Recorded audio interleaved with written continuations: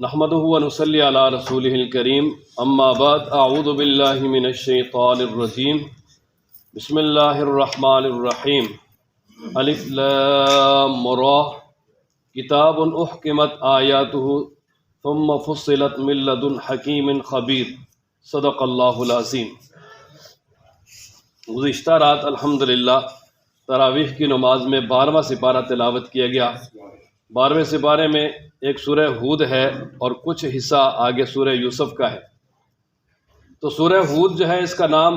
سورہ ہود اس لیے ہے کہ اس میں آگے حضرت ہود علیہ السلام کی قوم یعنی قوم عاد کا تذکرہ ہے، تو اسی وجہ سے اس سورہ مبارکہ کا نام سورۃ الہود رکھا گیا ہے۔ اور اس سورہ مبارکہ کا جو بالکل ہی مختصر ترین خلاصہ مرکزی مضمون یہ ہے کہ صرف اللہ تبارک و تعالیٰ ہی کو پکارو، اللہ تعالیٰ کے علاوہ کوئی بھی عالم الغیب نہیں ہے، اور دین کی تبلیغ کے معاملے میں کوئی کمی نہیں ہونی چاہیے۔ باقی اگر کوئی نہیں مانتا ضد و عناد کی وجہ سے تو اس پہ پریشان ہونے کی ضرورت نہیں ہے۔ اور پھر اس سورہ مبارکہ میں آگے 7 انبیاء علیہ السلام اور ان کی قوموں کے واقعات بیان کیے گئے ہیں۔ سب سے پہلے سورہ مبارکہ، اور یہ سورہ مبارکہ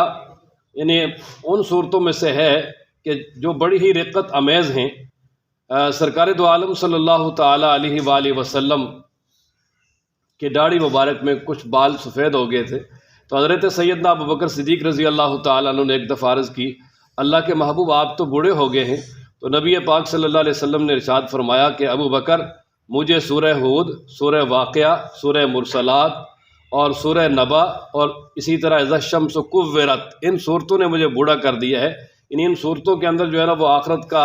اور تذکرہ، اور اسی طرح پہلے قوموں کے جو ہے نا وہ عذاب کا تذکرہ اس انداز میں ہے کہ جب کوئی انسان ان کو بڑے سمجھ کر سوچ کر پڑھتا ہے تو اس کے بڑے ہی یعنی اثرات جو ہے نا وہ مرتب ہوتے ہیں۔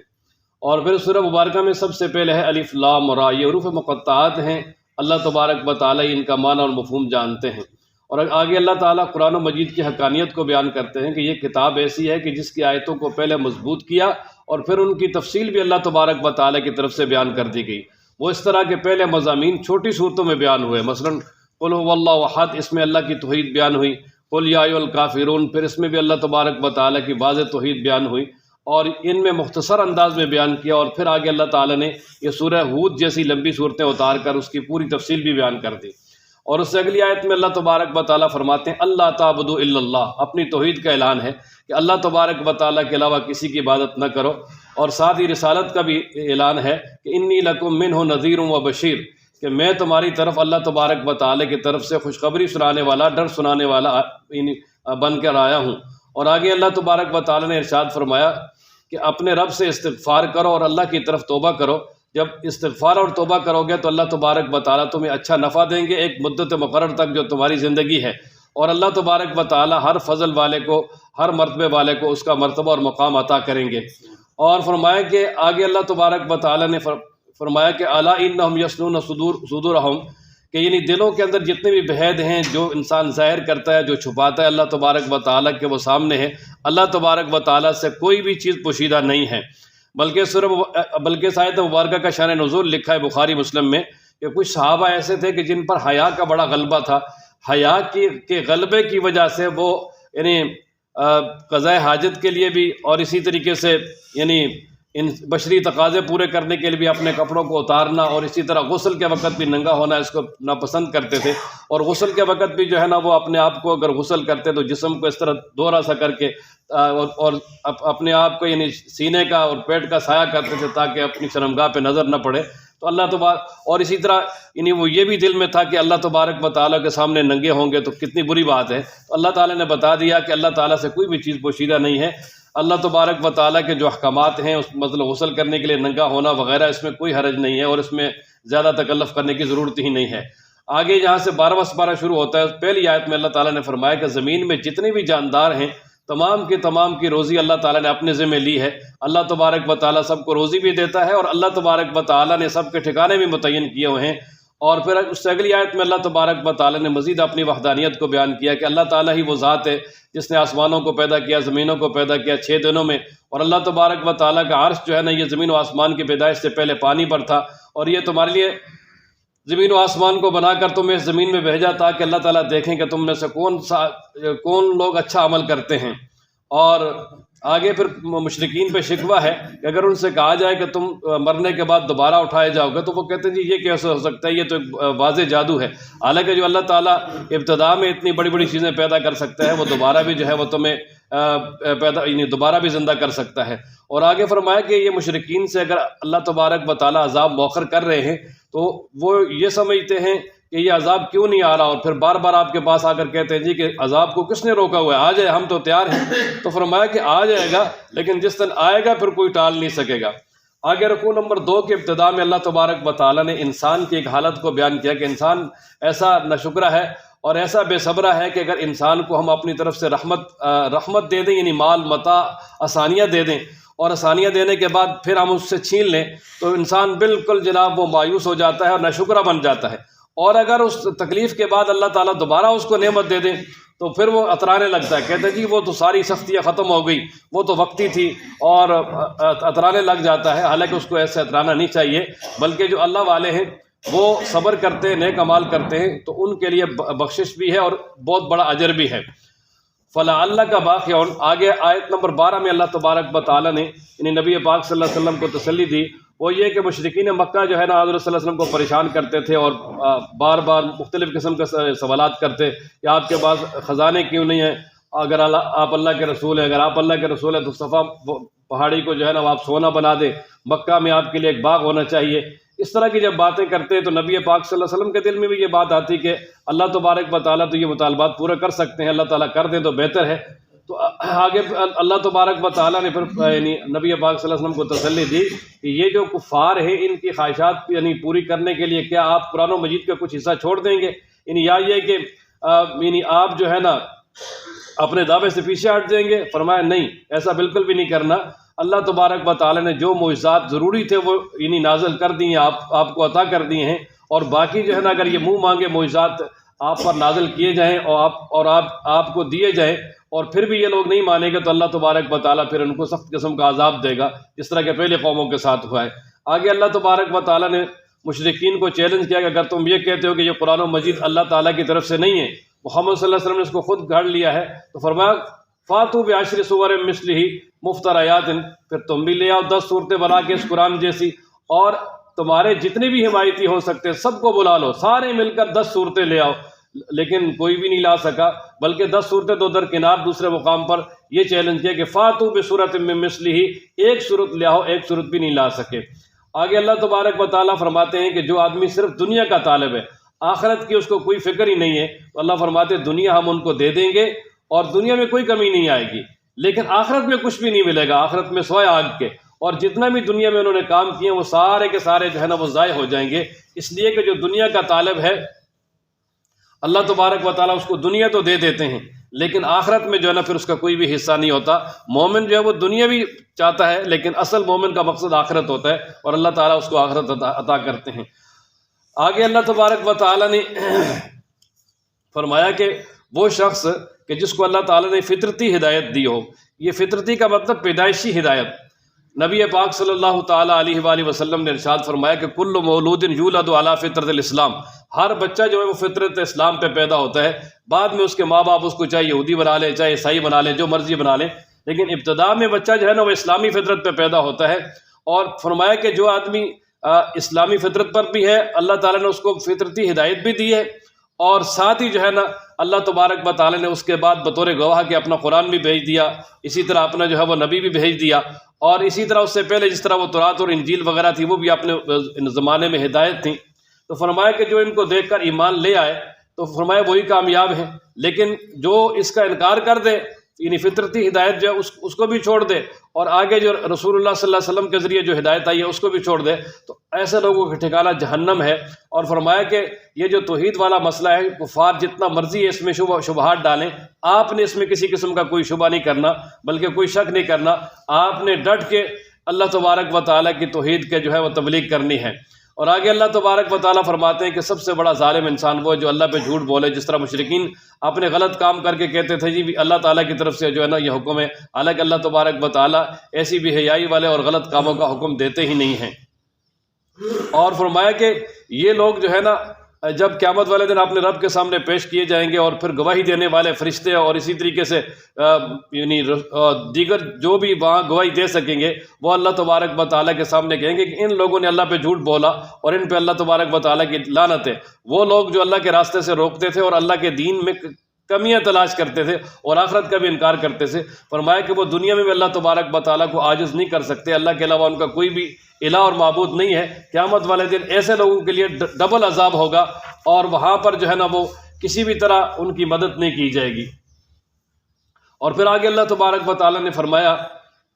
کہ یہ جو لوگ ہیں انہوں نے اپنے آپ کو خسارے میں ڈالا، اور قیامت والے دن جو یہ دنیا میں جھوٹ گھڑتے تھے اور جو انہوں نے جھوٹے دلائل یعنی بنا رکھے تھے وہ سارے کے سارے ان سے ضائع ہو جائیں گے، دور ہو جائیں گے، اور آخرت میں یہ بہت ہی زیادہ خسارے والے ہیں۔ لیکن اس کے مقابلے میں وہ لوگ جو ایمان لائے، نیک اعمال کیے اور اللہ تبارک و تعالیٰ کے سامنے عاجزی کی، تو فرمایا وہ جنت والے ہمیشہ جنت میں رہیں گے۔ اور پھر آگے اللہ تبارک و تعالیٰ نے مسلمان اور کافر کی مثال بیان فرمائی کہ کافر کی مثال ہے اندھے اور بہرے کی، اور مسلمان کی مثال ہے دیکھنے والے اور سننے والے کی۔ جس طرح دیکھنے والا، سننے والا اور بہرا اور اندھا برابر نہیں ہو سکتے، اسی طرح مسلمان اور کافر بھی برابر نہیں ہو سکتے۔ اللہ تبارک و تعالیٰ کے ہاں مومن کا بڑا مقام ہے۔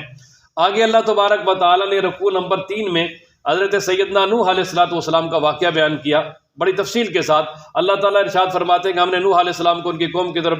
نبی بنا کے بھیجا، اور انہوں نے اپنی قوم کے سامنے اعلان کیا کہ میں تمہاری طرف واضح ڈر سنانے والا بن کر آیا ہوں، اور تم اللہ کی عبادت کرو۔ میں ڈرتا ہوں کہ کہیں بڑے دن کا عذاب تم پر نہ آ جائے اگر تم اللہ کے ساتھ شرک کرو گے۔ تو ان کی قوم کے سردار قسم کے لوگ کہنے لگے جی آپ تو ہماری طرح انسان ہیں، اور آپ کو ماننے والے بھی یعنی کمی قسم کے لوگ ہیں، کمزور قسم کے لوگ ہیں، اور آپ کو تو ہم پہ کوئی بھی فضیلت حاصل نہیں ہے، آپ کیسے رسول ہو سکتے ہیں؟ ہم تو نعوذ باللہ آپ کو جھوٹا سمجھتے ہیں۔ تو حضرت نوح علیہ السلام نے کہا کہ اے میری قوم، اگر میں اللہ کی طرف سے ہدایت پر ہوں، اللہ نے مجھے رحمت بھی دی ہے، اور پھر تم جو ہے نا تم پر جو ہے نا وہ اللہ تبارک و تعالیٰ کی طرف سے جو ہدایت ہے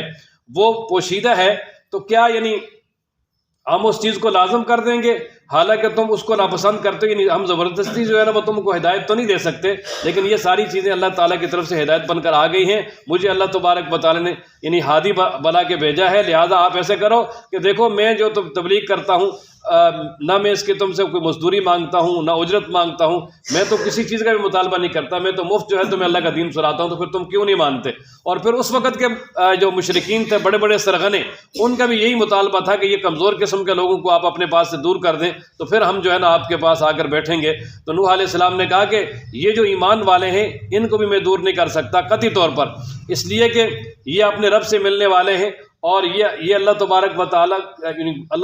تعالیٰ کے محبوب قسم کے لوگ ہیں، لہذا میں ان کو اپنے پاس سے نہیں اٹھا سکتا۔ اور اسی طرح فرمایا کہ میں تمہیں یہ بھی نہیں کہتا کہ میرے پاس خزانے ہیں اللہ کے، اور نہ میں یہ کہتا ہوں کہ میں غیب جانتا ہوں، اور نہ میں یہ اعلان کرتا ہوں کہ میں فرشتہ ہوں، اور نہ میں ان لوگوں کے بارے میں کہتا ہوں جو تمہاری آنکھوں کے سامنے کمزور اور کمی قسم کے لوگ ہیں، ان کے بارے میں یہ نہیں کہتا کہ اللہ تعالیٰ ان کو کبھی بھی خیر نہیں دے گا، یعنی جنت نہیں دے گا اور یہ اعلیٰ نہیں ہے، اور میں ایسی بات میں قطعاً نہیں کہتا۔ جن کو اللہ تعالیٰ نے ایمان دیا ہے اللہ تبارک و تعالیٰ کی طرف سے انہیں بڑی خیریں ملیں گی۔ آگے اللہ تعالیٰ فرماتے ہیں کہ نوح علیہ السلام کی قوم نے پھر نوح علیہ السلام سے کہنے لگے کہ آپ نے ہمارے ساتھ بہت جھگڑا کر لیا، لہٰذا بڑی بحث مباحثہ ہو گیا، اب جس عذاب سے ہمیں ڈراتے ہو وہ عذاب لے کر آؤ۔ تو نوح علیہ السلام نے کہا کہ وہ عذاب انشاءاللہ آ جائے گا، تم اس عذاب کو روک نہیں سکتے، اور پھر ساتھ کہا بھی کہ اگر تم جو ہے وہ نصیحت حاصل نہیں کرنا چاہتے تو میں تمہیں جتنی مرضی ہے نصیحت کر لوں، تم پہ میری نصیحت کوئی بھی اثر نہیں کرے گی، لہٰذا آپ ایسے ان سے کہنے لگے کہ اگر ہاں، اور پھر ساتھ نعوذ باللہ وہ یہ بھی کہتے تھے کہ نوح علیہ السلام نے جو صحائف ہیں یا جو دینی باتیں کرتے ہیں یہ ساری اپنے پاس سے بنا رکھی ہیں۔ تو فرمایا نوح علیہ السلام سے اللہ تعالیٰ نے آپ ان لوگوں سے کہیں کہ اگر یہ باتیں میں نے خود جو ہے نا وہ بنائی ہوئی ہیں، جھوٹی باتیں بنائی ہوئی ہیں، تو لہذا ٹھیک ہے ان کا جو ہے نا وبال مجھ پر ہوگا، اور جو تم جرم کرتے ہو میں اس سے بری ہوں، لہذا آپ جو ہے نا اس کا وبال تو مجھ پر ہے، لیکن اگر میں سچا ہوں تو پھر تم ایمان لے آؤ۔ خیر اللہ تبارک و تعالیٰ فرماتے ہیں کہ پھر ہم نے اگر رکوع نمبر 4 میں کہ ہم نے نوح علیہ السلام کی طرف وحی کی کہ لہٰذا اب آپ پر کوئی بھی جو ہے وہ ایمان نہیں لائے گا، لہٰذا جو یہ کرتے ہیں آپ غم نہ کریں، پریشان نہ ہوں۔ اور پھر اللہ تبارک و تعالیٰ کی طرف سے حکم ہوا کہ اب اس قوم پہ عذاب آنے والا ہے، لہٰذا آپ ایسے کریں کہ ہمارے سامنے ہماری رہنمائی میں کشتی بنائیں، یعنی کشتی جو نوح علیہ السلام نے بنائی، یہ کوفہ کا علاقہ تھا، وہاں پر جو ہے نا انہوں نے کشتی بنائی اور اللہ تبارک و تعالیٰ کی طرف سے مکمل رہنمائی کی گئی، اور اس رہنمائی کے مطابق جب کشتی بنائی تو اللہ تعالیٰ نے فرمایا کہ جب یعنی حکم آ جائے تو تم اور ماننے والے جو ہیں، آپ پر ایمان لانے والے، وہ کشتی میں سوار ہو جانا، لیکن جو ظالم ہیں ان کے بارے میں مجھے مخاطب نہیں کرنا، یعنی مجھ سے سفارش نہیں کرنی، وہ غرق ہوں گے۔ خیر، حضرت نوح علیہ السلام کشتی بنا رہے ہیں، اور قوم جو ہے وہ جب بھی اس کشتی کے پاس سے گزرتی تو مذاق کرتے، کہتے یار دیکھو ہم تو پہلے ہی کہتے تھے نعوذ باللہ کہ یہ نوح علیہ السلام ان کے دماغ میں فرق ہے، اب تو بالکل واضح ہو گیا کہ یہ خشکی میں کشتی بنا رہے ہیں، کشتیاں خشکی میں تو نہیں چلتی، وہ سمندر میں چلتی ہیں، تو یہاں شہر میں کشتی کیسے چلے گی؟ تو خیر اللہ تبارک و تعالیٰ نے فرمایا کہ ان کو مذاق کرنے دیں، ایک وقت ایسا آئے گا کہ جس کے ساتھ یہ مذاق کر رہے ہیں وہی جو ہے نا عذاب ان کو آن کے پکڑ لے گا۔ اور پھر یہ ہوا کہ جب کشتی مکمل ہو گئی تو اللہ تبارک و تعالیٰ کی طرف سے جب عذاب ان پہ آنا شروع ہوا تو سب سے پہلے جو ایک تنور تھا روٹیوں کا، اللہ تبارک و تعالیٰ نے حضرت نوح علیہ السلام کو نشانی بتلائی ہوئی تھی کہ اس سے جب جو ہے وہ پانی نکلنا شروع ہو جائے تو سمجھ لیں کہ بس اب عذاب آنے والا ہے، کیونکہ سب سے خشک ترین جگہ وہ تنور ہوتا ہے۔ اب جب نوح علیہ السلام دیکھتے رہے، جب تنور سے پانی نکلنا شروع ہوا تو پھر اپنے جتنے بھی ماننے والے ان کو کشتی میں سوار کر لیا۔ 3 منزلہ جو وہ کشتی تھی، اس میں ایک منزل پہ انسان سوار تھے، دوسری پہ سامان اور تیسری پہ جانور۔ تو اللہ تبارک و تعالیٰ کے حکم سے ہر چیز کا جوڑا جوڑا اس پہ سوار کر لیا، اور فرمایا کہ کشتی میں سوار ہو جاؤ اللہ تبارک و تعالیٰ کا نام لے کر۔ اور پھر جو ہے نا وہ جب کشتی میں سوار ہوئے، زمین سے پانی نکلنا شروع ہوا، آسمان سے پانی برسا، زمین ساری پانی سے بھر گئی، اور اللہ فرماتے ہیں وہ کشتی پانی کی موجوں میں اس طرح چل رہی تھی جس طرح بڑے بڑے پہاڑ ہوں، یعنی بہت بڑا پہاڑ ہو، بہت بڑا پہاڑی سلسلہ ہو۔ اور پھر نوح علیہ السلام نے اسی حالت میں اپنے بیٹے کو دیکھا۔ اصل میں نوح علیہ السلام کے 4 بیٹے تھے، سام، حام، یافس اور کنعان۔ یہ 3 مسلمان تھے، لیکن کنعان جو ہے وہ ایمان نہیں لایا۔ جب پانی آیا تو حضرت نوح علیہ السلام نے اپنے بیٹے کو دیکھا تو آواز دی کہ بیٹا ہمارے ساتھ جو ہے سوار ہو جا، آپ کافروں کے ساتھ نہ ہو جاؤ۔ قال سآوی الی جبل یعصمنی من الماء، وہ کہنے لگے یہ تو پانی نیچے آیا ہے، میں وہ پہاڑ پہ چڑھ جاؤں گا جو کہ مجھے جو ہے وہ پانی سے بچا لے گا۔ تو نوح علیہ السلام نے فرمایا کہ آج اللہ کے حکم سے بچانے والا کوئی نہیں، وہی بچے گا جس پر اللہ تبارک و تعالیٰ کی رحمت ہوگی۔ یہ باتیں کر ہی رہے تھے کہ اچانک پانی کی موج آئی تو دونوں الگ الگ ہو گئے، اور پھر جو ہے نا وہ آگے اللہ تبارک و تعالیٰ فرماتے ہیں کہ جب نوح علیہ السلام کی کشتی کو ایک جگہ ٹھہرانا تھا، اس وقت اللہ تعالیٰ نے پھر زمین کو حکم دیا کہ اپنا پانی نگل لے، اور آسمان سے کہا کہ پانی روک لے، اور پانی جو ہے وہ خشک ہو گیا، اور اللہ تبارک و تعالیٰ کی طرف سے یہ فیصلہ ہو گیا، یہ قوم ہلاک ہوگی، اور کشتی جودی پہاڑ پہ جا کے ٹھہری جو کہ ارارات سلسلہ ہے، یہ موصل اور اسی طرح آرمینیا کی سرحد پر یہ ارارات بڑا پہاڑی سلسلہ ہے، اور جودی جو ہے نا اس میں چھوٹا پہاڑ ہے جو کہ 17,000 فٹ جو ہے نا وہ سطح سمندر سے بلند ہے۔ تو وہاں پر جو ہے وہ نوح علیہ السلام کی کشتی ٹھہری۔ حضرت امام بخاری رحمۃ اللہ علیہ فرماتے ہیں کہ اس امت کے پہلے لوگوں نے اس کشتی کو بقایا دیکھا بھی ہے، بلکہ یہ کچھ سال پہلے بھی وہاں سیاح گئے تھے تو انہوں نے کشتی کے وہاں پر تختے اور کچھ اثرات دیکھے ہیں۔ تو خیر نوح علیہ السلام نے جب بیٹے کو ہلاک ہوتے دیکھا نا، ڈوبتے دیکھا، تو فوراً اللہ تبارک و تعالیٰ کے سامنے التجا کی، یعنی شفقت پدری بیدار ہوگی۔ وہ کہنے لگے کہ اے میرے رب، یہ میرا بیٹا ہے اور میری آل میں سے ہے، آپ کا وعدہ ہے کہ میں آپ کی آل کو ہلاک نہیں کروں گا، آپ تو احکم الحاکمین ہیں، لہذا آپ اس کو بچا لیں۔ تو قال یا نوح، اللہ تعالیٰ نے فرمایا کہ اے نوح، یہ آپ کی اولاد میں سے نہیں ہے۔ اللہ کے نبی سفارش کر رہے بیٹے کی، لیکن وہ کافر تھا، اللہ نے سفارش سے روک دیا، فرمایا کہ یہ آپ کی آل میں سے نہیں ہے، اس کے اعمال اچھے نہیں ہیں۔ فلا تسألنی ما لیس لک بہ علم، لہذا جس کے بارے میں آپ کو علم نہ ہو اس کے بارے میں مجھ سے سوال بھی نہیں کرنا، لہذا میں آپ کو یعنی اس بات سے روک رہا ہوں۔ تو چنانچہ نوح علیہ السلام پھر اس بات سے رک گئے اور کہا کہ اے اللہ، میں آئندہ آپ سے اس طرح کا سوال نہیں کروں گا، اگر آپ مجھے معاف نہ کرتے، مجھ پہ رحم نہ کرتے تو میں خسارے میں چلا جاتا۔ اور پھر دوبارہ اللہ تبارک و تعالیٰ نے سیدنا نوح علیہ السلام کے یعنی وہ ایک جگہ اترنے کا تذکرہ کیا کہ جب اللہ تبارک و تعالیٰ نے قوم کے عذاب کے ذریعے قوم کو ہلاک کر دیا، اور پھر ان کی کشتی جا کے جب جودی پہاڑ پہ ٹھہری تو اللہ تعالیٰ کی طرف سے کہا گیا کہ آپ سلامتی کے ساتھ اور اللہ کی برکتوں کے ساتھ یہاں پر اتر جائیں، اور ہم جو ہے نا اب آپ کو آگے نفع دیں گے، یعنی دنیا چلائیں گے۔ آگے اللہ تبارک و تعالیٰ فرماتے ہیں، یعنی اس میں نبی پاک صلی اللہ علیہ وسلم کے جو گویا کہ رسالت کی تائید اور صداقت کو بیان کر دیا کہ اللہ فرماتے ہیں کہ یہ پرانی غیب کی خبریں تھیں یہ ہم آپ کی طرف وہی کرتے ہیں. ما کنت تعلمها انت ولا قومك من قبل هذا، میرے پیغمبر نہ آپ جانتے تھے اس سے پہلے اور نہ آپ کی قوم جانتی تھی، لہذا آپ اللہ کے پیغمبر ہیں تو اللہ تعالیٰ نے آپ پر وہی کیے، لہذا آپ صبر کریں جس طرح نوح علیہ السلام نے صبر کیا ہے، اور بے شک جو ہے اچھا انجام پرہیزگاروں کے لیے ہے. اب اس کے بعد آگے دوسرا واقعہ بیان کیا ہے قوم عاد کا. یہ قوم عاد جو ہے نا، یہ حضرت نوح علیہ السلام کی اولاد میں سے تھی. حضرت نوح علیہ السلام کے بیٹے سام ہیں، ان کی اولاد میں سے تھی. اس کا سلسلہ نسب یہ کہ اس قوم کا بڑا تھا عاد، اور اس کے بڑے کا نام تھا اوس، اور اس کے یعنی والد کا نام تھا ارم، اور اس کے والد کا نام تھا سام، اور ان کے والد تھے حضرت نوح علیہ السلام. یعنی قوم عاد کا سلسلہ نسب یہ ہے کہ عاد بن اوس بن ارم بن سام بن نوح، اور یہ یعنی عمان اور نجران، یمن حضرموت کا علاقہ، یعنی آج کل جو خالی علاقہ ہے، یہ ریگستان ہے بہت بڑا، یہ کچھ حصہ اس کا سعودیہ میں ہے، کچھ حصہ یمن میں ہے. اس علاقے میں یہ قوم آباد تھی، اور یہ قوم بڑی طاقتور قوم تھی، بڑے بڑے ان کے لمبے قد تھے، اور ہر اعتبار سے بڑی مضبوط قوم تھی. حضرت سیدنا ہود علیہ السلام کو اللہ تعالیٰ نے اپنا رسول بنا کے ان کی طرف بھیجا، اور ان میں شرک تھا، تو انہوں نے تبلیغ کی کہ یا قوم اعبدوا اللہ ما لکم من الہ غیرہ، کہ اے میری قوم اللہ تبارک و تعالیٰ کی عبادت کرو، تمہارے لیے اللہ تبارک و تعالیٰ کے علاوہ کوئی اور بھی معبود نہیں ہے. اور وہی بات انہوں نے بھی دہرائی کہ نہ میں تم سے مزدوری مانگتا ہوں اور میں کچھ بھی نہیں لیتا، میں صرف مفت اللہ تبارک و تعالیٰ کا دین تمہیں سناتا ہوں. اے میری قوم اپنے رب سے استغفار کرو، اللہ کی طرف توبہ کرو، اللہ تبارک و تعالیٰ تم پہ لگاتار بارش برسائے گا، تمہاری قوت میں بھی اضافہ کرے گا، لہذا مجرم نہ بن جاؤ. وہ کہنے لگے اے ہود، آپ ہمارے پاس کوئی بھی جو ہے نا وہ واضح دلیل لے کر نہیں آئے، ہم اپنے معبودوں کو چھوڑنے والے نہیں ہیں. ہم یہی کہتے ہیں کہ آپ یہ جو اس طرح کی باتیں کرتے ہو، آپ کو ہمارے معبودوں نے کچھ آسیب پہنچا دیا ہے.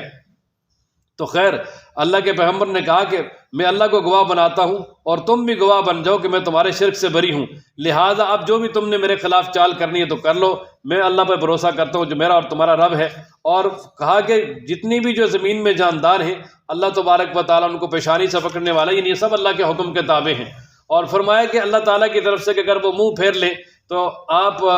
آپ نے جو ہے نا اپنا دین پہنچا دیا ہے، اور اب جو ہے نا اگر یہ قوم نہیں مانے گی تو ہم اللہ تعالیٰ نے فرمایا کہ ہم اس کو ہلاک کر دیں گے اور اس کی جگہ اور قوم لے آئیں گے. پھر ایسا ہی ہوا کہ جب وہ قوم نہ مانی تو اللہ تبارک و تعالیٰ کی طرف سے ان پہ عذاب آیا، یعنی آندھی چلائی گئی جو کہ 7 راتیں اور 8 دن مسلسل چلتی رہی، اور اسی آندھی کے ساتھ اللہ تبارک و تعالیٰ نے اس قوم کو ہلاک کیا. اور دوسرے مقام پر اللہ تعالیٰ فرماتے ہیں کہ یہ اس زمین پر اس طرح پڑے ہوئے تھے، بڑے بڑے جس طرح کے کھجور کے کھوکھلے تنے پڑے ہوتے ہیں. اور اس کے بعد آگے قوم سمود کا تذکرہ ہے. یہ قوم سمود بھی جو ہے نا یہ عاد کے بقیہ جات تھے، اور یہ سعودی عرب میں جو حجر کا علاقہ ہے وہاں پر جو ہے نا ان کے کھنڈرات موجود تھے. نبی پاک صلی اللہ تعالیٰ علیہ وآلہ وسلم جب تبوک کی طرف گئے تھے تو وہاں ان کے کھنڈرات سے ان کو آپ صلی اللہ علیہ وسلم کا گزر ہوا. تو یہ قوم سمود جو یہ بڑی کاریگر قوم تھی، بڑے بڑے مکانات بناتی تھی، اور زمین کے اندر جو ہے ٹنل نما سرنگ جیسے بڑے بڑے محلات یعنی بناتے، پتھروں کو تراش کے ان کے اندر کمرے اور یعنی بڑے بڑے جو ہے نا اپنے لیے قلعے بنا لیتے تھے. اللہ تبارک و تعالیٰ کے ساتھ شرک کرنے والے تھے. تو اللہ تبارک و تعالیٰ نے ان کی طرف حضرت صالح علیہ السلام کو اپنا رسول بنا کے بھیجا. صالح علیہ السلام نے ان کو تبلیغ کی، اور پھر یہ کہنے لگے کہ آپ ہمارے لیے کوئی معجزہ یعنی ہمیں کوئی معجزہ دکھائیں، کوئی نشانی دکھائیں جو آپ کی صداقت کی نشانی ہو تاکہ ہم آپ کو مان جائیں. تو وہ کہنے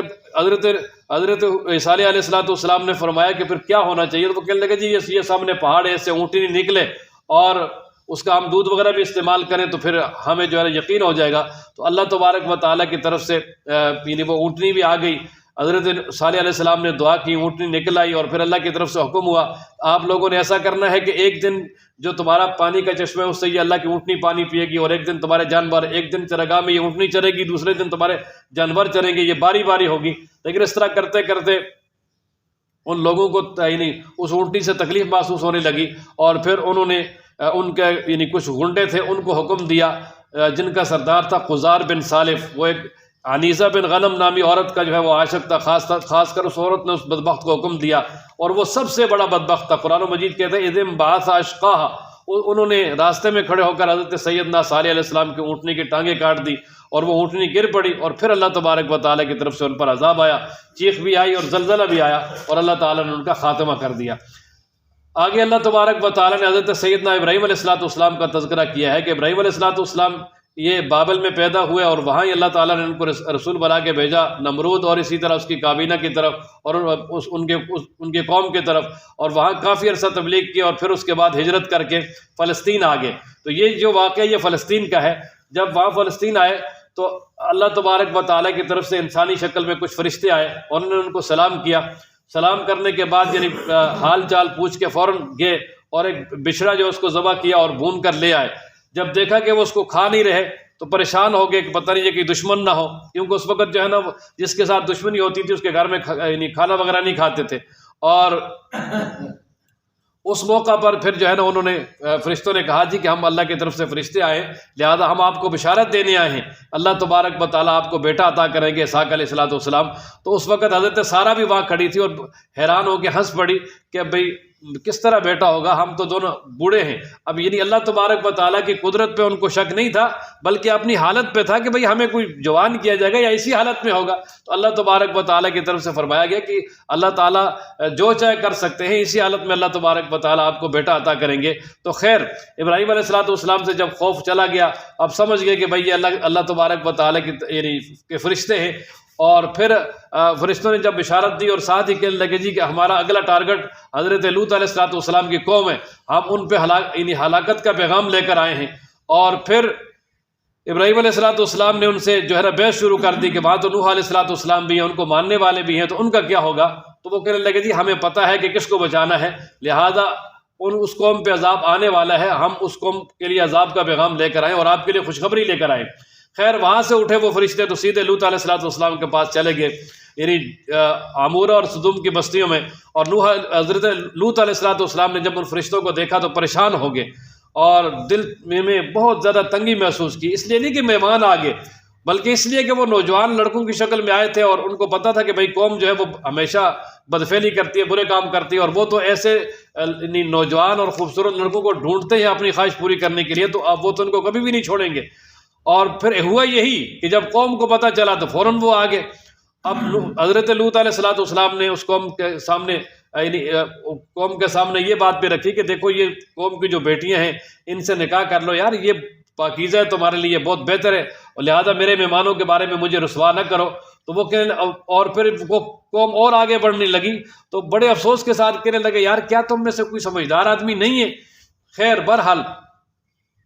وہ قوم کہنے لگی جی آپ سمجھتے ہیں کہ ہم کیا چاہتے ہیں، لہذا آپ اور ہمارے درمیان سے ہٹ جائیں، یہ جانے اور ہم جانے۔ تو خیر جب لوط علیہ السلام بہت زیادہ پریشان ہو گئے تو پھر فرشتوں نے بتا دیا کہ آپ پریشان نہ ہو، ہم اللہ کی طرف سے فرشتے بھیجے ہوئے ہیں، پیغام دے کر بھیجا گیا ہمیں کہ آپ ایسے کریں کہ اپنے آل و عیال کو اور اپنے ماننے والوں کو یہاں سے رات کو لے کر نکل جائیں، اور پھر اس قوم پہ صبح کے وقت عذاب آنے والا ہے۔ اور پھر ایسے ہی ہوا، اللہ تبارک و تعالی نے 4 طرح کا عذاب نازل کر کے اس قوم کو ہلاک کر دیا، تباہ برباد کر دیا۔ آگے رکوع نمبر 8 جہاں سے شروع ہوتا ہے اس میں حضرت شعیب علیہ السلام کی قوم کا واقعہ بیان کیا ہے کہ شعیب علیہ السلام حضرت ابراہیم علیہ السلام کے بیٹے مدین کی اولاد میں سے تھے، اور یہ قوم مدین کی طرف اللہ تبارک و تعالی نے ان کو نبی بنا کے بھیجا۔ اور یہ جو قوم ہے بڑی تاجر قوم تھی، اور کچھ حصہ اس کا یعنی وہ دیہاتوں میں رہتا تھا جو کہ کھیتی باڑی کرتے تھے، تو گویا شہر میں ان کی عالمی منڈی تھی، تجارت کرتے تھے اور دیہاتوں سے غلہ آتا تھا، بڑی خوشحال قوم تھی۔ لیکن یہ اللہ تعالیٰ کے ساتھ شرک بھی کرتی تھی، اور دوسرا کام انہوں نے یہ شروع کر دیا تھا کہ ناپ میں کمی بیشی کرتے تھے، اور اسی طرح لوگوں کو لوٹتے تھے اور ڈاکے وغیرہ ڈالتے تھے اور جگہ ٹیکس وصول کرتے تھے۔ تو حضرت شعیب علیہ السلام نے انہیں بہت سمجھایا، تو وہ کہنے لگے جی آپ جو ہے نا وہ نماز وغیرہ پڑھتے ہیں، اچھے کام کرتے ہیں، کیا آپ کی نمازیں آپ کو یہ حکم دیتی ہے کہ ہمیں اپنے مالوں میں جو ہم کرنا چاہیں اس سے روکیں؟ ہمارے اپنے مال ہیں، ذاتی ہماری ملکیت ہے، جو مرضی ہے کریں۔ تو خیر حضرت شعیب علیہ السلام نے بہت سمجھایا، یہاں تک کہ وہ کہنے لگے جی اگر آپ کی برادری آپ کی پشت پہ نہ ہوتی نا تو ہم آپ کو پتھر مار مار کے ختم کر دیتے۔ وہ کہنے لگے وہ ظالمو، میری برادری کا لحاظ تمہیں زیادہ ہے اللہ تبارک و تعالیٰ سے؟ تو خیر بہرحال انہوں نے کہا کہ ٹھیک ہے، جو عمل تم کرنا چاہتے ہو کرو، اللہ تبارک و تعالیٰ پھر تمہارا بندوبست کر لیں گے۔ اور پھر اللہ تبارک و تعالیٰ نے بندوبست کیا کہ اس قوم پہ جو ہے نا وہ 2-3 طرح کے عذاب نازل کر کے اس قوم کو ہلاک کر دیا، جس کی تفصیل سورہ اعراف میں گزر چکی ہے۔ آگے رکوع نمبر 9 میں اللہ تبارک و تعالیٰ نے ابتدا میں موسیٰ علیہ السلام کا تذکرہ کیا کہ موسیٰ علیہ السلام کو ہم نے جو ہے نا واضح نشانیاں دے کر فرعون اور اسی طرح فرعون کی قوم جو اس کی طرف بھیجا، لیکن ان لوگوں نے فرعون کا کہا مانا، حضرت موسیٰ علیہ السلام کا کہا نہیں مانا۔ تو اب بھی فرمایا کہ وہ لوگ فرعون کے پیچھے لگ گئے اور فرعون کو اپنا قائد تصور کر لیا، قائد جو ہے وہ تسلیم کر لیا اور اس کی بات مان لی۔ تو فرمایا قیامت والے دن بھی وہ فرعون جو ہے نا ان لوگوں کا قائد ہوگا اور ان کو لے کر جہنم میں گر جائے گا۔ آگے اللہ تبارک و تعالیٰ فرماتے ہیں کہ یہ پرانی بستیوں کی خبریں تھیں جو ہم نے آپ پر بیان کر دی، کچھ بستیاں اب بھی قائم ہیں، کچھ ختم ہو چکی ہیں۔ اللہ فرماتے ہیں ہم نے ان پر ظلم نہیں کیا، انہوں نے خود اپنے اوپر ظلم کیا ہے کہ ہماری توحید کا انکار کیا، ہماری نافرمانی کی۔ اور اللہ فرماتے ہیں جب نافرمانی کی تو ان پہ جب عذاب کا فیصلہ ہو گیا نا تو کوئی بھی چیز جو ہے نا وہ ان سے عذاب کو نہیں روک سکی۔ اور آگے اللہ تبارک و تعالیٰ فرماتے ہیں کہ اللہ تعالیٰ ایسی ہی بستیوں کو پکڑتے ہیں جب وہ ظلم کرنے والے ہوتے ہیں، یعنی اللہ تعالیٰ کے ساتھ شرک کرنے والے ہوتے ہیں، اور شرک کے ساتھ وہ اور زیادہ جب خرابی میں مبتلا ہو جاتے ہیں تو پھر اللہ تعالیٰ ان کو ایسے ہی پکڑ لیتے ہیں۔ اور اللہ تبارک و تعالیٰ کا پکڑنا بہت ہی سخت ہے، اللہ تبارک و تعالیٰ سے کوئی بھی جو ہے نا وہ چھڑا نہیں سکتا، یعنی وہ اللہ تبارک و تعالیٰ جب کسی کو پکڑ لیتے ہیں تو کوئی بھی اللہ تبارک و تعالیٰ سے نہیں چھڑا سکتا۔ اور آگے اللہ تبارک و تعالیٰ فرماتے ہیں کہ قیامت کا دن آئے گا، اس دن کوئی نفس جو ہے وہ اللہ کی اجازت کے بغیر وہاں بول بھی نہیں سکے گا، یعنی اللہ تبارک و تعالیٰ جس کو اجازت دے گے وہ سفارش کرے گا، بات بھی کرے گا، اللہ کی اجازت کے بغیر وہاں کوئی بھی بات نہیں کر سکے گا۔ اور فرمایا کہ وہاں پر دو طرح کے لوگ ہوں گے، کچھ بدبخت ہوں گے اور کچھ نیک بخت ہوں گے۔ فرمایا وہ جو بدبخت ہیں وہ جہنم میں ہوں گے اور وہاں ان کے لیے چیخنا چلانا اور دھاڑنا ہوگا، ہمیشہ وہ جہنم میں رہیں گے، اس لیے کہ اللہ تعالیٰ جو چاہتا ہے کرتا ہے۔ اور آگے فرمایا کہ جو نیک بخت ہیں یعنی ایمان لانے والے ہیں وہ جنت میں ہوں گے، ہمیشہ اس جنت میں رہیں گے، اور اللہ تبارک و تعالیٰ انہیں وہاں اتنا دے گا کہ جس میں کوئی قسم کی کمی بھی نہیں ہوگی اور وہ ختم ہونے والا بھی نہیں ہوگا۔ اور فرمایا کہ یہ جو مشرکین جن کی عبادت کرتے ہیں ان کے بارے میں آپ کو شک نہیں کرنا چاہیے، بلکہ یہ بالکل یعنی غلط کر رہے ہیں۔ اور اسی طرح اللہ تبارک و تعالیٰ کے ساتھ شریک جن کو اللہ کے ساتھ شریک کر رہے ہیں ان کی کوئی حقیقت نہیں ہے، اللہ تبارک و تعالیٰ کا کوئی بھی شریک نہیں، صرف اللہ تبارک و تعالیٰ کی عبادت کی جائے۔ آگے اللہ تبارک و تعالیٰ فرماتے ہیں کہ ہم نے موسیٰ علیہ السلام کو کتاب دی اور پھر وہاں اس میں بنی اسرائیل نے اختلاف کرنا شروع کر دیا۔ فرمایا اگر اللہ کی طرف سے طے شدہ نہ ہوتا کہ یہ دنیا چلانی ہے تو ان کا یہ اتنا بڑا جرم تھا کہ ان کو ہلاک کر دیا جاتا۔ اور آگے فرمایا کہ سب کو جو ہے نا وہ قیامت والے دن ان کے اعمال کا بدلہ پورا ملے گا،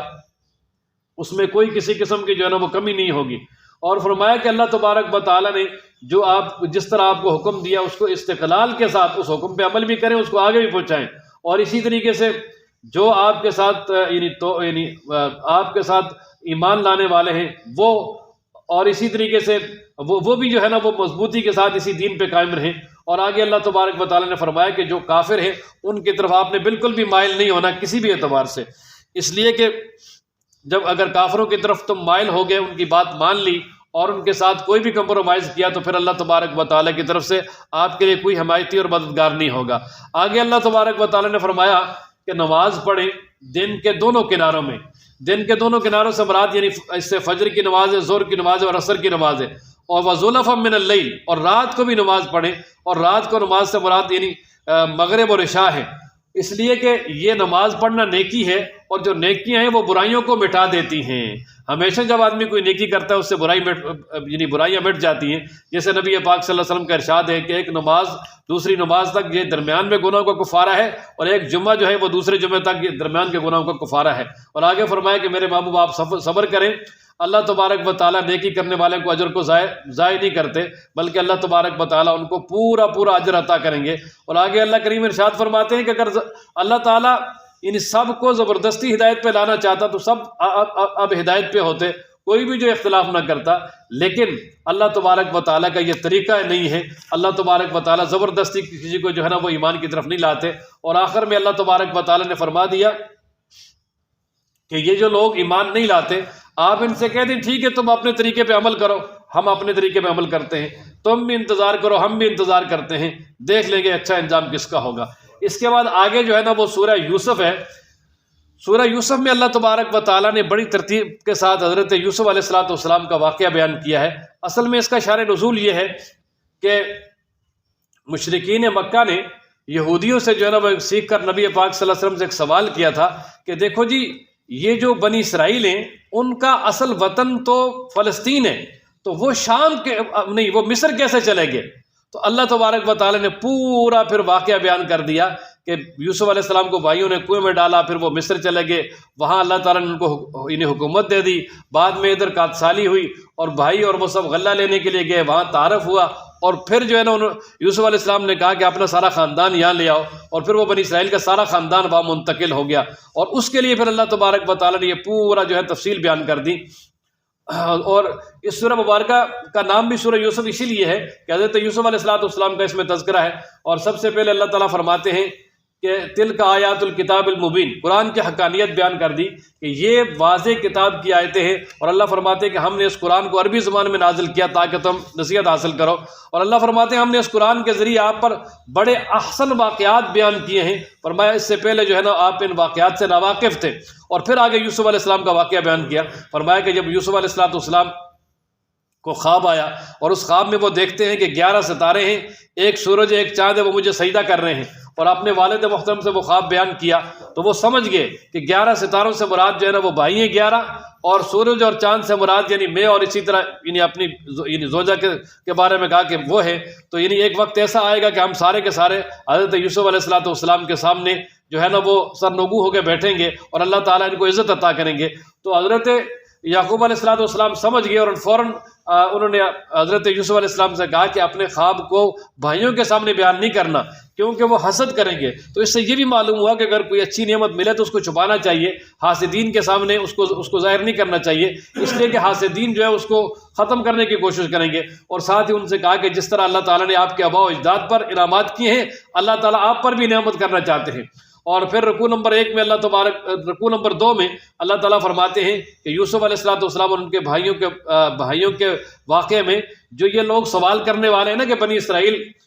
مصر میں کیسے گئے، ان کے لیے بڑی نشانی ہے، اور فرمایا وہ کیا ہے کہ بھائی جو ہے نا آپس میں انہوں نے مشورہ کیا۔ وجہ یہ تھی کہ یوسف علیہ السلام کے والد یعقوب علیہ السلام یوسف علیہ السلام سے بڑی محبت کرتے تھے، تو بھائیوں کو حسد آیا، وہ کہنے لگے یار دیکھو یوسف علیہ السلام اور جو ان کا حقیقی بھائی ہے بنیامین، وہ تو ہمارے والد کے ہاں بہت ہی پیارے ہیں، اور ہمارے والد ہم پہ ان کو ترجیح دیتے ہیں، لہذا یوسف کو راستے سے ہٹائیں تاکہ ہمیں والد کی محبت مل جائے۔ اور انہوں نے مشورہ کیا کیا جائے، تو کچھ نے مشورہ دیا کہ یوسف علیہ السلام کو قتل کر دیں، کچھ نے کہا کہ یار قتل نہ کرو،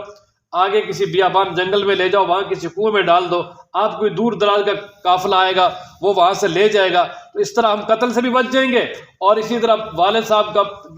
کے لیے راستہ بھی صاف ہو جائے گا۔ تو خیر اس منصوبے کو تکمیل تک پہنچانے کے لیے انہوں نے مشورہ کیا، اور مشورہ یہ کیا کہ یوسف علیہ السلام کو اسی طرح کھیلنے کے اور سیر کے بہانے انہیں لے جاتے ہیں اور وہاں کسی کنویں میں ڈال دیتے ہیں۔ اور ایسے ہی ہوا کہ وہ انہیں حضرت یعقوب علیہ السلام کے پاس آئے، کہنے لگے جی یہ ابا جی بڑی حیرانگی والی بات ہے، یوسف علیہ السلام کے معاملے میں آپ ہم پر بالکل بھی اعتماد نہیں کرتے، ہم تو بڑے خیرخواہ ہیں اس کے، لہذا آپ ایسا کریں کہ اس کو ہمارے پاس ساتھ بھیجیں تاکہ ہم وہ جنگل میں جائیں، وہاں درختوں کے تازہ پھل بھی کھائیں اور اسی طرح کھیلیں کودیں، اور تاکہ ان کی صحت بھی اچھی ہوگی۔ تو حضرت یوسف علیہ السلام کے والد محترم یعقوب علیہ السلام نے کہا یار مجھے پریشانی ہے، ایسا نہ ہو کہ کہیں تم اسے اپنے سامان وغیرہ کے پاس چھوڑ کر دور چلے جاؤ، تم تو بڑے ہو، یہ چھوٹا ہے، اور بھیڑیوں سے علاقے میں بہت زیادہ ہوتے تھے، کہیں بھیڑیا نہ کھا جائے۔ وہ کہنے لگے جی کیسے ہو سکتے ہیں بھیڑیا کھا لے، ہم بڑے طاقتور ہیں، اگر بھیڑیا کھا جائے تو یہ تو ہمارے لیے موت ہے، فلاح ہے۔ خیر بہرحال یعقوب علیہ السلام سے اجازت لے کر چلے گئے، اور وہاں پر پھر جب ان سب نے منصوبہ بنایا ان کو کنویں میں ڈالنے کا، تو لہٰذا ان کو کنویں میں ڈال دیا لے کر، اور پھر یوسف علیہ السلام کو اللہ تعالیٰ نے اس وقت یعنی اعلام کیا کہ انشاءاللہ ایک وقت ایسا آئے گا کہ آپ ان کو یہ ساری باتیں بتائیں گے اور ان کو پتہ بھی نہیں ہوگا۔ اور ادھر سے وہ جناب انہوں نے ایسا کیا کہ وہ کرتا جو یوسف علیہ السلام کو اتارا اور اس سے خون آلود کر کے حضرت یوسف علیہ السلام کے والد کے پاس لے آئے۔ حضرت یعقوب علیہ السلام سے کہنے لگے جی ابا جی بات وہی ہوئی جو آپ کہہ رہے تھے کہ ہم جو ہے نا وہ ہم نے مقابلہ کیا یعنی بھاگنے کا، اور یوسف علیہ السلام کو اپنے سامان کے پاس چھوڑا کہ ہم یعنی واپس آ جائیں گے، اور کیا دیکھتے ہیں واپس آئے تو وہ نہیں تھے اور ان کو بھیڑیا کھا گیا۔ یہ قمیص ہے، اگر آپ کو یقین نہیں تو یہ خون دیکھ لیں۔ اور حضرت یعقوب علیہ السلام سمجھ گئے، انہوں نے قمیص کو بھی بڑے غور سے دیکھا کہ یہ بھیڑیا تھا کہ کوئی انجینئر تھا، کہ اندر سے بندہ بالکل خالی ہے اور قمیص پہ جو ہے نا وہ کوئی کسی قسم کا نشان بھی نہیں ہے اور کسی جگہ سے پھٹی نہیں ہے۔ اور انہوں نے کہا کہ یہ تم نے جھوٹ گڑا ہے، اب یہ کہ میں اللہ تبارک و تعالیٰ سے ہی اس بارے میں مدد مانگتا ہوں۔ خیر یعقوب علیہ السلام تو الگ ہو کے رونا شروع ہو گئے، اور ادھر جو ہے نا وہ مصر کی طرف ایک قافلہ جا رہا تھا اور ان کو پانی کی ضرورت تھی، انہوں نے پانی لانے کے لیے اپنے یعنی بندے بھیجے، اور جب انہوں نے ڈول کنویں میں ڈالا تو حضرت یوسف علیہ السلام اس کے ساتھ چمٹ گئے، اور جب ڈول نکالا ساتھ پانی بھی تھا اور ساتھ جو ہے نا وہ یوسف علیہ السلام تھے، اس کو دیکھا تو بڑے خوبصورت تھے اور بڑے حیران ہو گئے، کہنے لگے یار یہ تو بڑی قیمتی سرمایہ ہے، لہذا اس کو چھپا لیں، اور انہوں نے جو ہے نا وہ چھپا لیا تاکہ باقی لوگوں کو پتہ نہ چلے، کہیں وہ جو ہے نا اس میں اشراکت داری کا دعویٰ نہ کر بیٹھے۔ خیر بہرحال یہ ہے کہ وہ مصر پہنچ گئے، اور جب مصر پہنچے تو انہوں نے ان کو وہاں جو ہے نا وہ بیچ دیا، اور بیچا تو وہاں جو عزیز مصر تھے، یعنی مصر کے جو بادشاہ تھے ریان، ان کا جو وزیر تھا اس کی اولاد نہیں تھی، انہوں نے یوسف علیہ السلام کو خرید لیا۔ وہ کہنے لگے کہ چلو ہمارے ہاں اولاد نہیں ہے تو اللہ تبارک و تعالیٰ ان کو جو ہے ان کی وجہ سے ہمیں نفع دے دیں گے، ان کو ہم اپنا بیٹا بنا لیں گے۔ تو خیر وہ گھر لے کر آئے اور اپنی بیوی سے کہا یہ بڑا خوبصورت بچہ ہے اور بڑا لائق بھی محسوس ہوتا ہے، لہٰذا آپ ایسے کریں کہ اس کو جو ہے نا اپنے گھر میں اچھے طریقے سے آپ نے اس کی پرورش کرنی ہے اور اس کی دیکھ بھال کرنی ہے، ہم اس کو اپنا یعنی ہمیں نفع بھی دے گا اور اس کو ہم اپنا بیٹا ہی بنا لیں گے۔ تو اللہ فرماتے ہیں ہم نے اسی طرح وہاں یوسف علیہ السلام کو ٹھکانہ دے دیا، اور اسی طرح یوسف علیہ السلام کو ہم خواب کی تعبیر بھی سکھائیں گے، اور ساتھ ہی فرمایا کہ اللہ تعالیٰ جو کام کرنا چاہتے ہیں وہ اپنے کام پہ غالب ہیں، وہ کام کر سکتے ہیں، اور باقی یہ ہے کہ لوگ اکثر جو ہے وہ سمجھتے نہیں۔ خیر بہرحال جب یوسف علیہ السلام اس گھر میں رہے، جب اپنی جوانی کو پہنچے، اللہ تبارک و تعالیٰ نے ان کو رشد و ہدایت عطا کی، تو اب آگے دوسری آزمائش شروع ہو گئی۔ دوسری آزمائش یہ ہوئی کہ جو عزیز مصر کی بیوی تھی جنہوں نے خود پالا، اور حسن یوسف کو دیکھ کر وہ فریفتہ ہو گئی، اور ایک دن جو ہے نا کوئی بھی نہیں تھا گھر میں، اس نے گھر کے دروازے بند کر کے یوسف علیہ السلام سے اپنی خواہش پوری کرنے کا کہا، تو یوسف علیہ السلام نے کہا کہ اللہ کی پناہ میں یہ کبھی بھی نہیں کر سکتا۔ خیر یوسف علیہ السلام پھر جان بچانے کے لیے بھاگے دروازے کی طرف، تو پیچھے سے جو ہے وہ عورت بھی بھاگی اور قمیص سے پکڑنا چاہا، جب پکڑنا چاہا تو قمیص پھٹ گئی، اور جو ہی جب دروازے پہ پہنچے دروازہ کھلا تو آگے جو ہے نا وہ عزیز مصر کھڑے تھے۔ تو عورت جو ہے نا وہ بڑی ہوشیار ہوتی ہے، اللہ تعالیٰ خود فرماتے ہیں ان کیدکن عظیم، کہ ان کے چال بڑی سخت ہوتی ہے۔ تو خیر وہ عورت بڑی ہوشیار تھی، وہ فوراً بولی اپنے خاوند سے کہ دیکھو جی آپ نے اس بچے کو گھر میں پالا ہے اور آپ اس کا کتنا خیال رکھتے ہیں، یہ تو اس نے تو جو ہے وہ میری عزت پہ ہاتھ ڈالا ہے۔ اب یوسف علیہ السلام بڑے پریشان ہوئے، انہوں نے کہا جی کہ بالکل میں نے جو ہے نا وہ اس کی طرف ہاتھ نہیں بڑھایا، بلکہ اس نے جو ہے نا وہ مجھے راہ ہدایت سے پھسلانے کی کوشش کی، اپنی طرف مائل کرنے کی کوشش کی ہے۔ خیر جب دونوں میں باس مباحثہ ہوا تو فیصلہ کرنے کے لیے جو شخص آیا اس نے دیکھ کر فیصلہ کیا کہ آپ دیکھیں اگر اس کی قمیص آگے سے پھٹی ہے تو پھر جو ہے یہ عورت سچی ہے، کہ ظاہر ہے یہ یوسف علیہ السلام اس کی طرف بڑے ہوں گے اور اس نے اپنی جان بچانے کے لیے قمیص سے پکڑا ہوگا، قمیص پھٹ گئی ہوگی، اور اگر قمیص پیچھے سے پھٹی ہے تو پھر یہ عورت جھوٹی ہے، یوسف علیہ السلام سچے، کیونکہ یہ بھاگ رہے ہوں گے اور یہ پیچھے سے اپنی خواہش پوری کرنے کے لیے ان کو پکڑ رہی ہوگی۔ خیر جب دیکھا تو قمیص پیچھے سے پھٹی ہوئی تھی، تو پھر جو ہے نا وہ سمجھ گئے کہ یوسف علیہ السلام سچے ہیں۔ تو پھر اس حاکم نے کہا کہ ان کیدکن عظیم، کہ تمہاری جو ہے نا وہ چال بڑی سخت ہے، لہذا آپ ایسے کریں کہ اب یہ دوبارہ ایسی بات نہیں کرنی، اور یوسف علیہ السلام سے بھی کہا کہ بس آپ اس سے اعراض کریں، دفع کریں، معاف کریں، اور اس عورت سے بھی کہا کہ اپنے گناہ کی معافی مانگے، آپ خطا کار ہیں۔ اب جب یہ بات ہو گئی تو بات آگے نا شہر میں پھیل گئی، اور خاص طور پہ جو ہے نا وہ جو وزیروں کی بیویاں تھیں ارد گرد ان تک بات پہنچی۔ تو جب عورتوں کو بات پہنچ جاتی ہے تو پھر وہ ایک دوسرے کے ساتھ اس میں بحث مباحثہ کرنا، آگے پہنچانا یہ بڑا آسان ہو جاتا ہے۔ چند عورتوں تک بات پہنچ جائے نا تو وہ پورے یعنی علاقے میں پھیل جاتی ہے، فطرتی بات ہے، یہ ہر اعتبار سے یہ اس میں کوئی عیب والی بات نہیں ہے۔ عموماً یہ ایسا ہوتا ہے کہ پھر وہ عورتیں جب اکٹھی بیٹھتی ہیں تو ایک دوسرے سے باتیں کرتی ہیں، تو وہ بھی ایسے ہی ہوا کہ ایک عورتیں جو ہے نا جب اکٹھی بیٹھی ایک دوسرے کے سامنے وہ باتیں کرتی، کہ کوئی کہتی بھائی دیکھو جی وہ عزیز مصر کی بیوی جو ہے وہ کتنی بیوقوف ہے کہ ایک جو ہے بچہ جو اس نے پالا ہوا ہے اس کو جو ہے وہ اپنا دل دے بیٹھی۔ خیر وہ عزیز مصر کی بیوی بھی بڑی ہوشیار تھی، تفسیر میں اس کا نام لکھا زلیخا، بڑی ہوشیار تھی۔ اس نے جو ہے نا وہ ایسا کیا کہ ایک دن دعوت رکھی، اور دعوت میں ہر طرح کے کھانے وغیرہ بھی رکھے، اور پھر آخر میں جو ہے نا وہ پھل رکھے یعنی کھانے کے لیے، اور ساتھ چھریاں بھی رکھ دی تاکہ پھل خود کاٹ کے جو ہے نا وہ کھائیں۔ تو اسی دوران وہ حضرت یوسف علیہ السلام سے کہنے لگی جس وقت وہ پھل کاٹ کے کھا رہی تھی کہ آپ ان کے پاس سے گزر جائیں۔ جب یوسف علیہ السلام وہاں سے گزرے تو ان عورتوں کی نظر یوسف علیہ السلام سے پر پڑی، تو وہ حسن یوسف کو دیکھ کر حیران ہو گئی اور بہت ہی زیادہ حیران ہوگی اور کہنے لگی یہ تو انسان ہو ہی نہیں سکتا، یہ تو ایک فرشتہ ہے۔ وَقَطَّعْنَ أَيْدِيَهُنَّ، یعنی ان کو دیکھتے دیکھتے پتہ بھی نہیں چلا وہ 7 پھل کاٹ رہی ہیں، اور یوسف علیہ السلام کے حسن نے ان کو اتنا فریفتہ کر دیا کہ انہوں نے اپنے ہاتھ جو ہے وہ کاٹ لیے، اور جب ہاتھ کاٹے تو اس وقت جو ہے نا پھر عزیز مصر کی بیوی نے وار کیا، اور وہ کہنے لگی فَذَلِكُنَّ الَّذِي لُمْتُنَّنِي فِيهِ، یہ ہے جس کے بارے میں تم مجھے ملامت کرتی تھی کہ تم تو اس کے ایک جھلک برداشت نہیں کر سکی، میں بھی ہوں کہ اس کے ساتھ اس گھر میں رہ رہی ہوں، لہٰذا اس نے کھل کر کہہ دیا کہ جو کچھ کیا میں نے کیا، انہوں نے کچھ بھی نہیں کیا، اور ساتھ اس نے یہ بھی کہہ دیا کہ میں آئندہ بھی اس کو نہیں چھوڑوں گی، اگر اس نے میری خواہش پوری نہیں کی تو میں اس کو جو ہے نا وہ جیل میں ڈالوں گی، لہٰذا میں اس کو نہیں چھوڑوں گی۔ تو جب یوسف علیہ السلام نے یہ بات سنی تو اللہ تعالیٰ سے دعا کی کہ یا اللہ یہ جو عورتیں مجھے پھسلانا چاہتی ہیں، مجھے غلطی کی طرف لے جانا چاہتی ہیں، اسے تو جیل میرے لیے اچھی ہے، مجھے جیل بھیج دیں۔ خیر بہرحال جب عزیز مصر نے بھی دیکھا کہ بیوی کے حالات، تو اس کا ذہن میں بھی آیا کہ یوسف علیہ السلام کو کچھ عرصہ اس سے دور کرنے کے لیے جیل میں ڈالا جائے۔ خیر یوسف علیہ السلام کو جیل میں ڈال دیا۔ اب جب جیل میں ایک واقعہ پیش آیا، آگے رکوع نمبر 5 میں قرآن مجید نے اس کا تذکرہ کیا کہ جیل میں یوسف علیہ السلام جب موجود تھے تو 2 نوجوان آئے۔ اب ان میں سے ایک جو ہے نا وہ بادشاہ کا باورچی تھا، یعنی جو کھانا وغیرہ بناتا تھا، اور دوسرا جو ہے نا وہ سقہ تھا، یعنی جس کو کہتے ہیں جوس وغیرہ جو بناتا تھا، چائے وغیرہ بنانا مہمانوں کے لیے دفتر میں جو خانسامہ وغیرہ ہوتا ہے وہ تھا۔ اب ان پہ الزام تھا کہ انہوں نے بادشاہ کو جو ہے وہ زہر کھلانا چاہے، تو جب یعنی پتہ چلا تو ان دونوں کو جو ہے وہ جیل بھیج دیا۔ اب جب جیل بھیجا تو وہاں پر جب یوسف علیہ السلام سے ملاقات ہوئی تو ان میں سے ایک کو جو ہے نا وہ خواب آیا، وہ خواب میں دیکھتا ہے کہ میں جو ہے نا وہ رہا ہو گیا ہوں، اور میں انگوروں اور اسی طرح پھلوں کا جو ہے نا جوس وہ نکال کر اپنے یعنی بادشاہ کو پلا رہا ہوں، اور دوسرے نے خواب دیکھا کہ اس کے سر پہ روٹیوں کا ایک ٹوکرا ہے، اور وہ جا رہا ہے اور اوپر سے پرندے آ کر اس یعنی ٹوکرے سے روٹیاں کھا رہے ہیں۔ تو جب یہ خواب دیکھا تو وہ کہنے لگے یوسف علیہ السلام سے کہ آپ بڑے سمجھدار معلوم ہوتے ہیں، لہذا آپ کو خواب کے بارے میں پتہ ہوگا، لہذا آپ ہمیں اس خواب کی تعبیر بتا دیں۔ یہ خواب کی تعبیر بھی اللہ تبارک و تعالیٰ کی طرف سے ایک بڑا علم ہے، یہ ایک لدنی سا علم ہے، اللہ تبارک و تعالیٰ جس کو چاہتے ہیں یعنی عطا کرتے ہیں۔ اور پھر خواب کے بارے میں یہ بھی ہے کہ اگر کوئی اچھا خواب آئے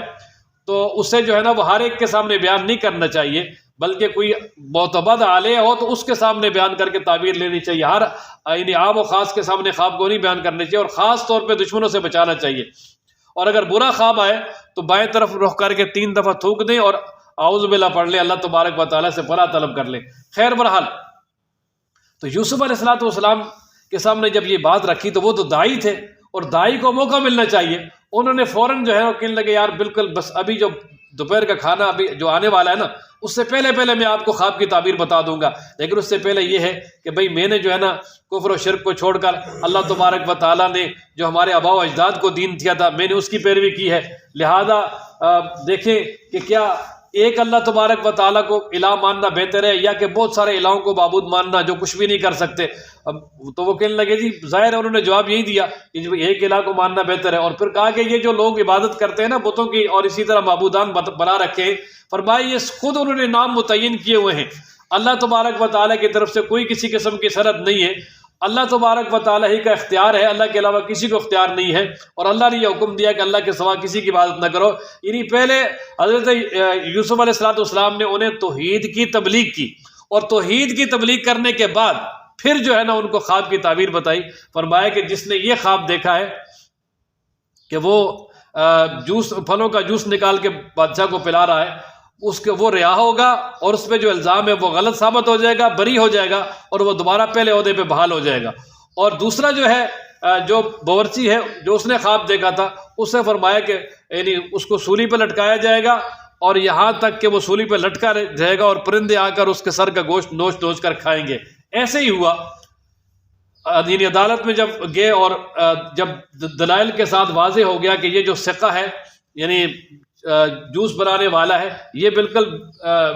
یہ بے گناہ ہے، اور اس کو رہا کر دیا، اور دوسرے پہ الزام ثابت ہو گیا کہ اس نے جو ہے نا وہ لوگوں کا جاسوس بن کر اور اسی طرح اوروں کا اعلی کار بن کر بادشاہ کو زہر دینے کی کوشش کی ہے، لہٰذا اس کو سولی پہ لٹکایا جائے، اور اس کو سولی پہ لٹکا دیا۔ اب جو آدمی آزاد ہو کے جا رہا تھا اس وقت یوسف علیہ السلام نے اس سے کہا یار اپنے بادشاہ کے سامنے ہمارا بھی تذکرہ کرنا کہ ایک یوسف نامی شخص بھی جو ہے وہ بے گناہ جیل میں پڑا ہوا ہے۔ تو خیر جب تھوڑی سی نظر جو ہے نا وہ غیر اللہ کی طرف چلی گئی تو اللہ تبارک و تعالیٰ نے اس شخص کو بلا دیا، اس کو یاد ہی نہیں رہا۔ اور اس کے بعد بھی قرآن کہتے ہیں کہ فَلَبِثَ فِي السِّجْنِ بِضْعَ سِنِينَ، بضع کہتے ہیں 3 سے لے کر 9 تک، یعنی تفسیروں میں لکھا ہے کہ 7 سال یوسف علیہ السلام جیل میں رہے۔ اور پھر اچانک رہائی کا ایک یعنی اللہ تعالیٰ نے سبب جو بنایا وہ یہ بنا کہ اس وقت بادشاہ کو خواب آیا۔